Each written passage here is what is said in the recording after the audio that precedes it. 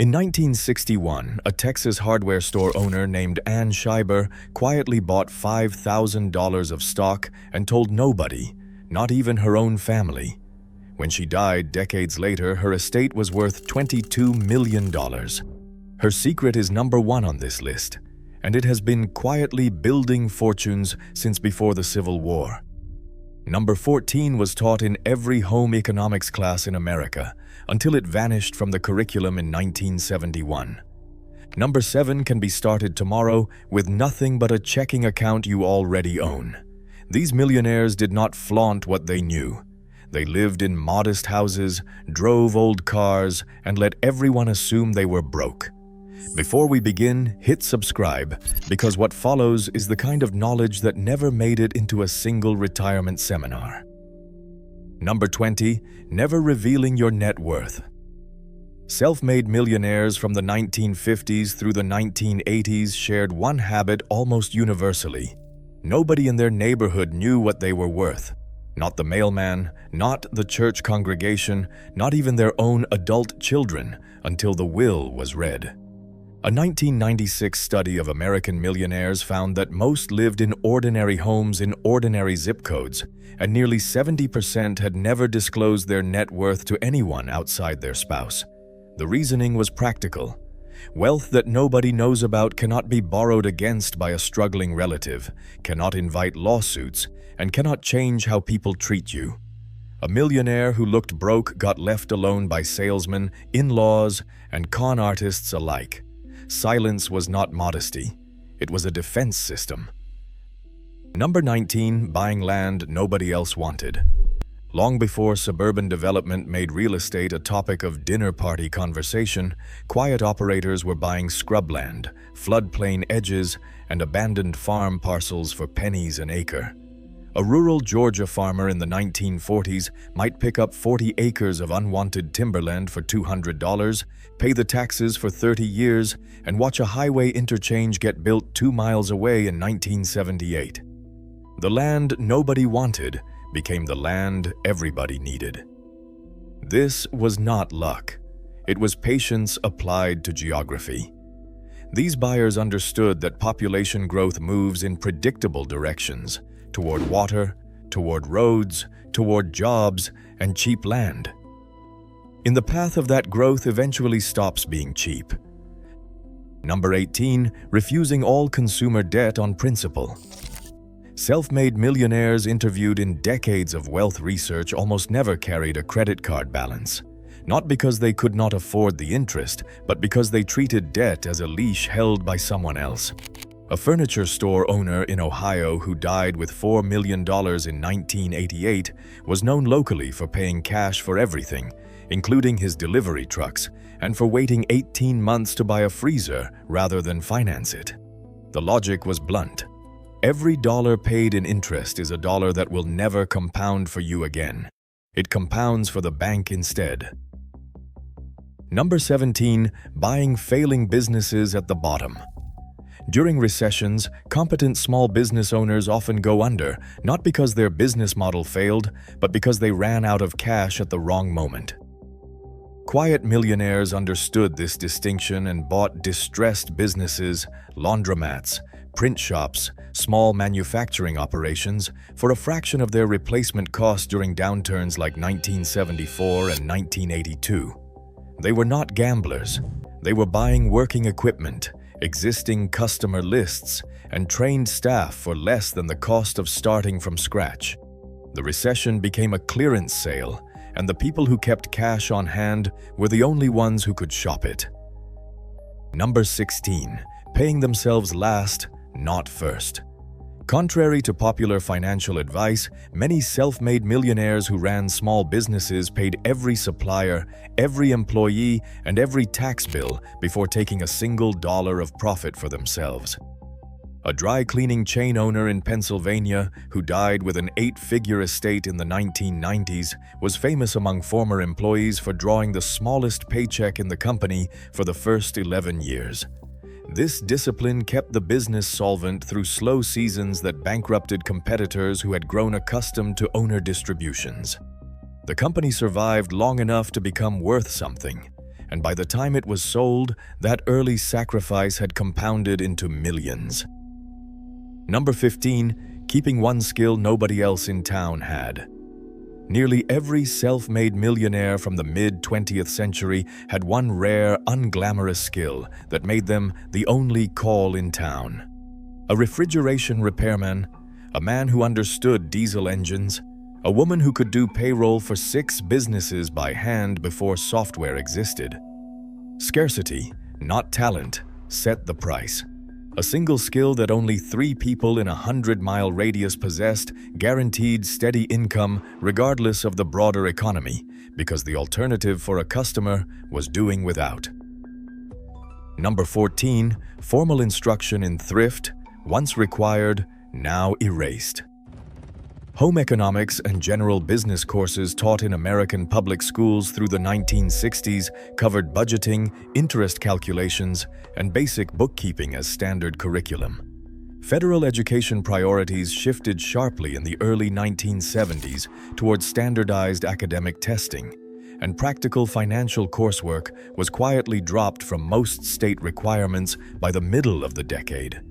An entire generation of students who graduated after that point never sat through a single class explaining how compound interest or a mortgage amortization schedule actually worked. The self-made millionaires who came up before the change had a structural head start that later generations simply were never given, and most were never told the class had disappeared. Number 13, marrying for shared values, not for show. Wealth research consistently finds that self-made millionaires overwhelmingly married partners who shared their frugality rather than partners who expected a lavish lifestyle. A couple who agree on spending rarely fights about money, and money fights are one of the single largest sources of wasted wealth in American households through divorce settlements, legal fees, and duplicated households. A hardware store owner and his wife in Michigan, married 61 years until his death in 2003, reportedly never once argued about a purchase because they had agreed on the household budget in their first year of marriage and never revisited it except to adjust for inflation. Number 12, buying whole life insurance as a private bank. Many self-made millionaires in the mid-20th century purchased whole life insurance policies not primarily for the death benefit, but for the guaranteed tax-deferred cash value that built up inside the policy every single year, regardless of stock market performance. They then borrowed against that cash value at fixed, modest interest rates to fund business expansions or real estate purchases, effectively becoming their own lender. This strategy fell out of fashion as financial media promoted higher-fee investment products, but the families who kept their old policies quietly held an asset that never lost value in a crash and could never be frozen by a bank. Number 11, giving money away anonymously. A surprising number of self-made millionaires gave away significant sums, sometimes hundreds of thousands of dollars, without ever attaching their name to the gift. Ann Scheiber, the retired IRS auditor who built a $22 million fortune from a $5,000 stake, left almost her entire estate to a university scholarship fund for women, a fact her own family only learned after her death. The reasoning was consistent across generations of quiet wealth. Recognition invited requests, invited resentment, and invited attention that these investors had spent decades avoiding. Giving in secret let the money do good without inviting a single phone call in return. Number 10, buying only appreciating assets, never depreciating ones. Self-made millionaires developed an almost reflexive habit of asking a single question before any purchase. Will this be worth more or less in 10 years? A boat, a new car, a television, these lose value the moment they are used. Land, well-maintained rental property, and shares in a profitable company tend to be worth more a decade later. This is not a complicated insight, but living by it consistently, purchase after purchase, for 40 years is what separates a modest earner from a multi-millionaire.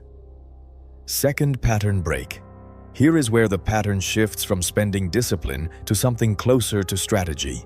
the part of the list where ordinary caution turned into extraordinary outcomes. Number 9. Staying in one house for decades. Self-made millionaires overwhelmingly avoided the modern habit of moving every 5 to 7 years to capture a bigger home. A machine shop owner in Illinois lived in the same 3-bedroom house he bought in 1962 until his death in 2009, despite his net worth eventually exceeding $6 million. Every move costs money, in agent commissions, moving costs, new furniture, and higher property taxes on a reassessed value. Staying put let the mortgage get paid off decades earlier, freeing an enormous share of income for investment during the exact years most families were taking on larger loans. Number 8. Reinvesting nearly all business profit for the first decade. Small business owners who eventually became millionaires almost never took large personal distributions in the early years of their company. Profit went back into equipment, inventory, or an additional location, even when the owner could have justified a comfortable salary. A regional grocery chain founder in the 1950s reportedly took home less than his own store managers for the first 9 years, redirecting everything into a second and third store. By the time he began paying himself well, the underlying business had grown large enough that a modest percentage of profit was already a substantial sum. Number 7. The forgotten automatic transfer. Long before robo-advisors existed, self-made millionaires used a strategy so simple that any bank teller could set it up in 5 minutes. A standing instruction to the bank, moving a fixed sum from checking to savings the day a paycheck landed, before the money could be spent on anything else. This removed willpower from the equation entirely. The money was gone before it could be missed, and 30 years of a modest, unnoticed transfer, left untouched and invested, is the mathematical foundation behind more quiet American fortunes than any single stock pick. Anyone with a checking account today can call their bank and set up the same transfer this week. Number 6. Avoiding lawsuits by staying quiet and staying insured. Self-made millionaires were disproportionately careful about liability, carrying substantial insurance and structuring businesses to separate personal assets from business risk, long before asset protection became a popular financial planning topic. A landlord who owned a dozen rental properties in the 1970s typically held each property in a separate legal structure, so a single lawsuit over one property could never touch the rest of the portfolio. This unglamorous administrative habit protected decades of accumulated wealth from being wiped out by a single bad tenant or a single accident. Number 5. Treating taxes as a planning problem, not a surprise. Wealthy small business owners of the mid-20th century worked closely with a single trusted accountant for decades, planning purchases, retirement contributions, and business expenses around the tax calendar rather than scrambling every April. Timing a major equipment purchase for December instead of January, or maximizing contributions to a retirement plan before a deadline, routinely saved these business owners thousands of dollars a year, money that went straight into investment rather than to the government. Number 4. Choosing a business with recurring demand. The most durable self-made fortunes were rarely built on fads. They came from businesses people needed again and again regardless of the economy: plumbing, funeral services, auto repair, basic groceries. A funeral home director in rural Tennessee built an estate worth several $1 million over a 40-year career precisely because his service was needed in good times and bored alike.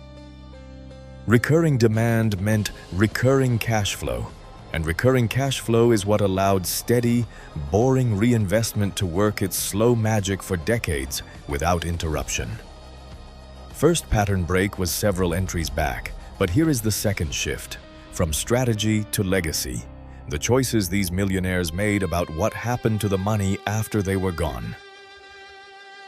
Number 3. Writing a will nobody expected. Many self-made millionaires left the bulk of their estate to causes or institutions that surprised even close family, precisely because they had never discussed their finances openly during their lifetime. This was rarely spite. It reflected values these individuals held privately for decades but never advertised. A former teacher, a childhood illness survived, a library that had once given them free access to books when they could not afford any. The will became the only place these private priorities were ever spoken aloud. Number 2, teaching frugality through example, never through lecture. Self-made millionaires who raised financially successful children almost universally did so by modeling behavior rather than delivering speeches about money. A child who watches a parent pack a lunch every single day for 30 years absorbs a lesson no financial seminar can replicate. Direct lectures about money were, in fact, associated with worse financial outcomes in adult children, likely because lectures invite resentment while quiet. Consistent example invites imitation. And finally, number 1, understanding compound growth before anyone called it that. The single habit uniting every name on this list and thousands more never written about is an early, visceral understanding that money left alone and reinvested grows at an accelerating rate over time. This is not a modern discovery. Benjamin Franklin left small trust funds to the cities of Boston and Philadelphia in 1790 with instructions to let the money compound for 200 years before being spent. And by the time those funds matured in the 1990s, small initial gifts had grown into millions of dollars. The self-made millionaires on this list were not smarter than everyone else. They simply started early, left the money alone, and refused to interrupt the process for 40 or 50 years at a stretch. Every other secret on this list, the frugality, the anonymity, the recurring demand businesses, the automatic transfers, existed to protect this one principle from interruption. These fortunes were not built on secret stock tips or hidden inheritances. They were built on decisions so unglamorous that most families never thought to write them down. And so the knowledge died with the people who lived it. Pick one of these 20, just one. Try it for the rest of this year and see what your own children inherit from you, not just in dollars, but in what you finally decide to teach them out loud.